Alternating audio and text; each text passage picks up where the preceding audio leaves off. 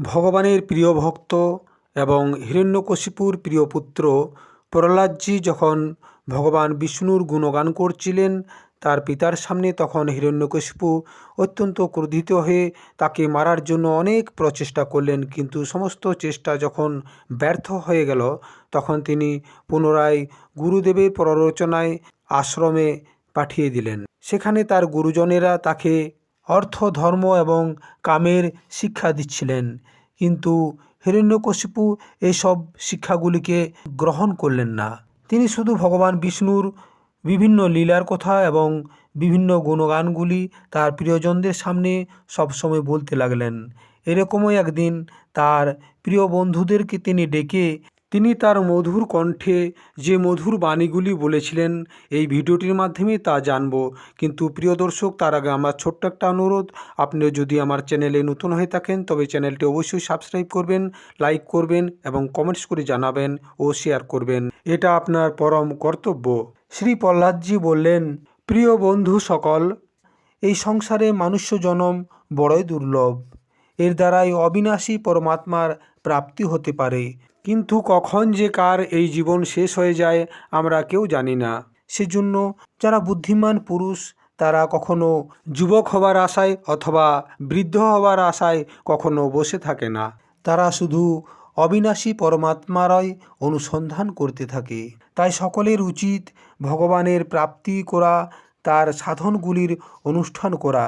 এই মনুষ্য জন্মের একমাত্র সফলতা হল শ্রী ভগবানের চরণগুলির শরণ নেওয়া।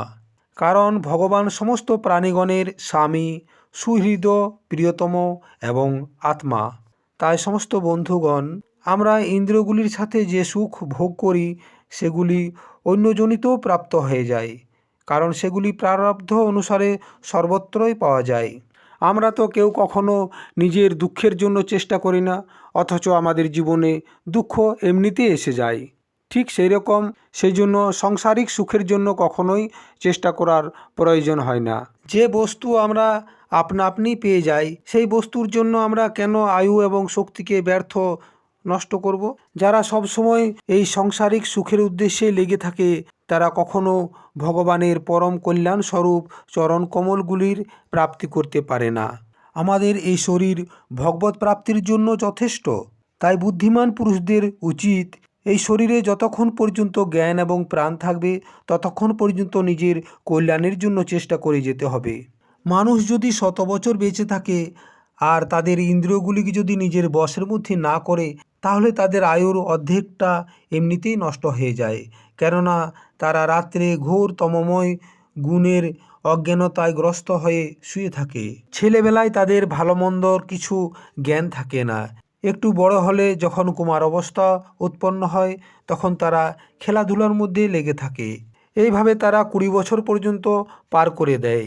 কিন্তু যখন এইভাবে বৃদ্ধাবস্থা যখন শরীরকে গ্রাস করে, তখন শেষে 20 বছরের কিছু করার শক্তি তাদের থাকে না।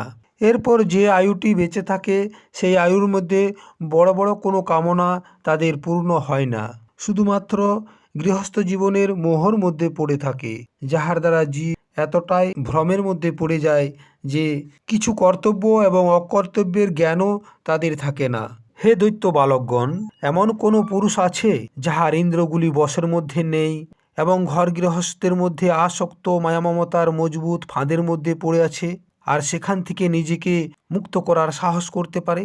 চোর, সেবক এবং ব্যবসায়ীরা নিজের অত্যন্ত প্রিয় প্রাণটিকে বাজি লাগিয়ে শুধু ধন সংগ্রহ করতে থাকে, আর সেই জন্য তারা সেই ধনের তৃষ্ণাকে ত্যাগ করতে পারে না। এটি তাদের প্রাণের চেয়েও প্রিয়। যাহারা নিজের প্রিয়তমা পত্নীর সাথে একান্ত সহবাস করেছে, তাহার প্রেমভরা কথাগুলির মধ্যে নিজেকে মিশিয়ে দিয়েছে, ভাই বন্ধু এবং মিত্রদের স্নেহপাশার মধ্যে বাঁধা হয়ে গিয়েছে, আর ছোট ছোট শিশুদের তোতলামি কথাগুলির মধ্যে নিজেকে আনন্দিত করেছে, তারা সেটিকে কিভাবে ত্যাগ করতে পারে? যাহারা জননেন্দ্রিয় এবং রসনেন্দ্রিয়কে সুখের মধ্যে শ্রেষ্ঠ সুখ মনে করেছে, যাহারা ভোগ বাসনাগুলির মধ্যে কখনো তৃপ্ত হয় নাই, যাহারা লোভবশত কর্মের উপরে কর্ম করতে করতে রেশম পোকার মতো কঠোর বন্ধনে সংসারের মধ্যে বাঁধা হয়ে গিয়েছে, এবং যাহাদের মোহের কোনো সীমা নেই, সেই সংসার জীবন থেকে তারা কিভাবে বিরক্ত হতে পারে আর কি করে সেটি ত্যাগ করতে পারবে। তারা আত্মীয় স্বজন, স্ত্রী পুত্র আদি পালন পোষণের জন্য নিজের অমূল্য আয়ুটিকে শেষ করে দেয়। আর তারা এটাও বুঝতে পারে না যে জীবনের বাস্তবিক উদ্দেশ্যটাকে তারা নষ্ট করে ফেলছে। যদি এই কর্মগুলির মধ্যে তারা সুখ পেয়েও থাকে, তবুও দৈবিক এবং ভৌতিক এই ত্রিতাপ তাদেরকে সবসময় জ্বালাতে থাকে, কারণ এই ত্রিতাপ থেকে তারা কখনোই মুক্ত নয়। এই সমস্ত কিছু জানার পরেও তাদের বৈরাগ্যের উদয় হয় না। তারা মমতার ফাঁদে পড়ে এতটাই অসাবধান হয়ে যায় যে তারা অন্যের ধন চুরি করতে পর্যন্ত দ্বিধাগ্রস্ত করে না। অন্যের ধন চুরি করার জন্য লৌকিক পারলৌকিক দোষগুলিকে জানার পরেও তারা কামনাগুলিকে নিজের বশের মধ্যে না রাখতে পেরে ইন্দ্রিয়গুলিকে ভোগে তৃপ্ত করার জন্য চুরি করে ফেলে। আত্মীয় স্বজন, কুটুম্ব আদিদের পেট পালনের কাজেই তারা সবসময় লেগে থাকে, কখনো ভগবত ভজন তারা করে না। তারা যদি বিদ্বানও হয় তবুও তারা পরমাত্মার প্রাপ্তি করতে পারে না, কেননা নিজের পরের ভেদভাব থাকার কারণে তারাও অজ্ঞানীদের মতো তমঃপ্রধান গতি প্রাপ্ত করে। যাহারা কামিনীগণের মনোরঞ্জনে মেতে থাকে, তাহারা যে কেউ হোক না কেন কখনোই কোনো প্রকারে উদ্ধার হতে পারে না। সেই জন্য প্রিয় ভাইয়েরা, তোমরা বিষয়াসক্ত দৈত্যদের সঙ্গ দূর থেকেই ছেড়ে দাও এবং আদিদেব ভগবান নারায়ণের চরণ গ্রহণ করো, কেননা যাহারা সংসারের আসক্তি ছেড়ে দেয় সেই মহাত্মাগণের একমাত্র তিনিই হলেন প্রিয়তম এবং পরম গতি। প্রিয় বন্ধুগণ, ভগবানকে প্রসন্ন করার জন্য কোনো অধিক পরিশ্রম বা প্রয়ত্ন করতে হয় না, কেননা তিনি সমস্ত প্রাণীদের আত্মা এবং সর্বত্র সবার সত্তার রূপে স্বয়ংসিদ্ধ বস্তু। ব্রহ্মাজির কাছ থেকে শুরু করে ছোট ছোট ক্ষুদ্র ক্ষুদ্র প্রাণীগুলির মধ্যে, পঞ্চভূত থেকে উৎপন্ন বস্তুগুলির মধ্যে, পঞ্চভূতের মধ্যে, সূক্ষ্ম তন্মাত্রার মধ্যে, মহত্তত্ত্বের মধ্যে, ত্রিগুণের মধ্যে এবং গুণগুলির সাম্যাবস্থা প্রকৃতির মধ্যে একই অবিনাশী পরমাত্মা বিরাজমান রয়েছেন। তিনিই সমস্ত সৌন্দর্য, মাধুর্য এবং ঐশ্বর্যের খনি। তিনিই অন্তর্যামী দ্রষ্টার রূপে রয়েছেন এবং তিনি দৃশ্য জগতের রূপেও রয়েছেন। সর্বথা অনির্বচনীয় তথা বিকল্পরহিত হওয়ার পরেও দ্রষ্টা এবং দৃশ্য ব্যাপ্য এবং ব্যাপকের রূপে ওনার নির্বাচন করা যায়। বস্তুত ওর মধ্যে কোনো বিকল্পই নেই।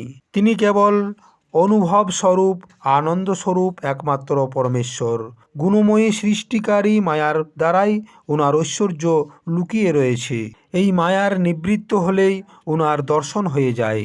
সেজন্য তোমরা নিজের দৈত্যপনের আসুরি সম্পত্তির ত্যাগ করে সমস্ত প্রাণীগণের উপরে দয়া করো, প্রেমের দ্বারা তাহাদের মঙ্গল করো। এর ফলেই ভগবান প্রসন্ন হবেন। আদি নারায়ণ অনন্ত ভগবানকে প্রসন্ন করতে পারলে এমন কোনো বস্তু নেই যাহা পাওয়া যায় না। লোক এবং পরলোকের জন্য যে ধর্ম, অর্থ আদির প্রয়োজন হয় সেগুলি তো গুণের পরিণামের দ্বারাই বিনা প্রয়াসেই পাওয়া যায়। আমরা যদি শ্রী ভগবানের চরণামৃতের সেবন করি এবং ওনার নাম গুণগুলির কীর্তন করি, তাহলে আমাদের মোক্ষ লাভের কী প্রয়োজন। প্রিয় দর্শক, মাত্র 2 সেকেন্ড সন্ধ্যা আরতির জন্য বিশ্রাম চাইছি।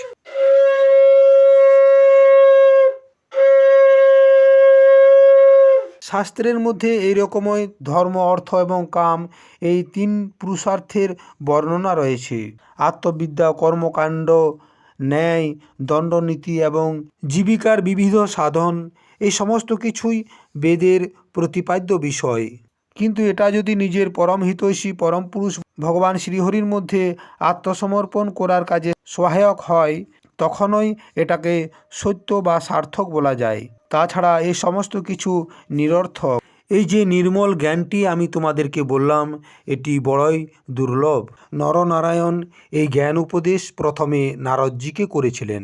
এই জ্ঞান সেই সমস্ত লোকেদের প্রাপ্ত হতে পারে যাহারা ভগবানের অনন্ত প্রেমী এবং অকিঞ্চন ভক্তগণের চরণ কমলগুলির ধুলাতে নিজের শরীরকে স্নান করায়। এই বিজ্ঞান সহিত জ্ঞানই হল বিশুদ্ধ ভাগবত ধর্ম। যিনি ভগবানের দর্শন করেছিলেন, সেই দেবর্ষি নারদজির মুখে আমি এই জ্ঞান বাণী প্রথমে শুনেছিলাম। প্রহ্লাদজির মুখে এই সমস্ত কথাগুলি শোনার পর তাহার যে সমস্ত সহপাঠী দৈত্য বালকগণ ছিল, ওনারা অত্যন্ত আশ্চর্যচকিত হয়ে গেলেন এবং প্রহ্লাদজিকে জিজ্ঞাসা করলেন, গুরু শুক্রাচার্যের দুই পুত্রই তো আমাদের গুরুপুত্র, ইনাদের ছাড়া না তো আমরা কাউকে জানি আর না তুমি কাউকে জানো, ইনারাই তো আমাদের সমস্ত বালকদের শাসক, তুমি তো আমাদের মতোই ছোট এবং রাজমহলে মায়ের কাছেই থেকেছ, তাহলে দেবর্ষি নারদজির সাথে তোমার কিভাবে সম্পর্ক হলো? এ বিষয়ে আমাদের সন্দেহ হচ্ছে, তুমি আমাদের এই সন্দেহ দূর করো। তখন প্রহ্লাদজি বললেন, যখন আমাদের পিতাজি তপস্যা করার জন্য মন্দরাচলে চলে গেলেন, তখন ইন্দ্র আদি দেবতাগণ দানবদের সাথে যুদ্ধ করার জন্য বড় উদ্যোগ নিলেন। ওনারা এরকম বলতে লাগলেন, যেমন পিঁপড়েরা সাপের শরীরকে কামড়ে কামড়ে খায়, সেই রকমই লোকেদেরকে কষ্ট দিতে দিতে পাপী হিরণ্যকশিপুকে পাপ খেয়ে ফেলেছে। যখন দৈত্য সেনাপতিরা জানতে পারল যে দেবতারা অত্যন্ত শক্তির সাথে তাদের সাথে যুদ্ধ করার জন্য প্রস্তুত হয়েছে, তখন দৈত্য সেনাপতিদের সাহস নষ্ট হয়ে গেল। তারা দেবতাদের সাথে লড়াই করতে পারল না। মার খেয়ে স্ত্রী, পুত্র, মিত্র, গুরুজন, মহল, পশু এবং সাজসজ্জার কোনো কিছুই চিন্তা না করে নিজের প্রাণ বাঁচানোর জন্য খুব তাড়াতাড়ি এদিক ওদিক পালিয়ে গেল। তখন দেবতারা রাজমহলকে দখল করে রাজমহলে লুটপাট করতে শুরু করলো। এমনকি আমার মাতা অর্থাৎ রাজারানী কয়াধুকে দেবরাজ ইন্দ্র বন্দি বানালেন। আমার মাতা ভয়ে কুররি পাখির মতো কান্না করছিল আর দেবরাজ ইন্দ্র তাকে জোর করে নিয়ে যাচ্ছিল। দৈববশত দেবর্ষি নারদজি ওই দিক থেকে আসছিলেন। উনি পথে আমার মাকে দেখতে পেলেন। দেবর্ষি নারদজি বললেন, দেবরাজ, এই নিরপরাধ নারীকে তুমি নিয়ে যেও না, একে নিয়ে যাওয়া উচিত হবে না। এই সতীসাধ্যী পরনারীকে কষ্ট না দিয়ে ওকে ছেড়ে দাও। তখন দেবরাজ ইন্দ্র বললেন, এর পেটে দৈবদ্রোহী হিরণ্যকশিপুর অত্যন্ত প্রভাবশালী সন্তান রয়েছে। প্রসব পর্যন্ত একে আমাদের কাছে রাখবো এবং এর প্রসব হয়ে যাওয়ার পর সেই বালকটিকে আমরা হত্যা করার পর ওকে ছেড়ে দেব। তখন দেবর্ষি নারদজি বললেন, ইন্দ্র, তুমি জানো না ওর গর্ভে যে সন্তানটি আছে সে ভগবানের সাক্ষাৎ পরম প্রেমী ভক্ত এবং সেবক, অত্যন্ত বলী এবং নিষ্পাপ মহাত্মা। ওকে মারার মতো শক্তি তোমার মধ্যে নেই। দেবর্ষি নারদজির এই কথাটা শোনা মাত্রই ওনার সম্মান করতে করতে ইন্দ্র আমার মাতাকে ছেড়ে দিলেন। যখন তিনি জানলেন যে এর গর্ভে ভগবত ভক্ত আছে, তখন তিনি আমার মাতাকে প্রদক্ষিণ করলেন এবং তারপর নিজ লোকে চলে গেলেন। এরপর দেবর্ষি নারদজি আমার মাতাকে নিজের আশ্রমে নিয়ে গেলেন এবং তাকে বুঝিয়ে বললেন যে যতক্ষণ পর্যন্ত না তোমার স্বামী তপস্যা করে ফিরে আসে, ততক্ষণ পর্যন্ত তুমি আমার এই আশ্রমেই নির্ভয়ে থাকো। আর সেজন্য আমার মা সেই আশ্রমে থাকতে লাগলো। আমার গর্ভবতী মাতা আমার জন্য অর্থাৎ গর্ভস্থ শিশুর মঙ্গল কামনার জন্য অত্যন্ত প্রেম তথা ভক্তির সাথে দেবর্ষি নারদজির সেবা করতে লাগলেন। দেবর্ষি নারদজি ছিলেন অত্যন্ত দয়ালু এবং সর্বসমর্থ। তিনি আমার মাকে ভগবত ধর্মের রহস্য এবং বিশুদ্ধ জ্ঞান দুটিরই উপদেশ করলেন। উপদেশ করার সময় ওনার দৃষ্টি আমার উপরেও ছিল। অনেক দিন হয়ে যাওয়ার কারণে এবং স্ত্রী স্বভাবের কারণে আমার মায়ের সেই স্মৃতি এখন নেই, কিন্তু দেবর্ষি নারদজির বিশেষ কৃপার কারণে আমার সেই স্মৃতি এখনও রয়েছে। যদি তোমরা আমার এই কথাগুলিকে শ্রদ্ধা করো, তাহলে তোমাদেরও এই জ্ঞান হতে পারে। কেননা শ্রদ্ধার দ্বারাই স্ত্রী এবং বালকদের বুদ্ধিও আমার মতোই শুদ্ধ হতে পারে।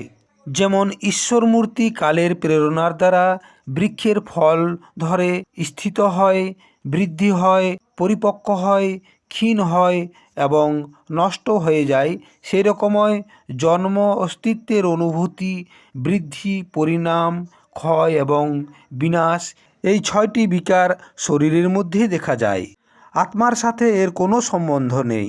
আত্মা হলো নিত্য, অবিনাশী, শুদ্ধ, এক, ক্ষেত্রজ্ঞ, আশ্রয়, নির্বিকার, স্বয়ংপ্রকাশ, সবার কারণ, ব্যাপক, অসঙ্গ তথা আবরণরহিত। এই 12টি হলো আত্মার উৎকৃষ্ট লক্ষণ। প্রিয় দর্শক, আপনার জন্য এত সুন্দর একটা ভিডিও বানালাম, আর আপনি যদি লাইক না করেন সত্যি কার না দুঃখ লাগে বলুন। তাই দয়া করে অবশ্যই লাইক করবেন। কথার পরবর্তী অংশ পরবর্তী ভিডিওতে পরের অধ্যায়ে দেখার অনুরোধ রইল। ধন্যবাদ।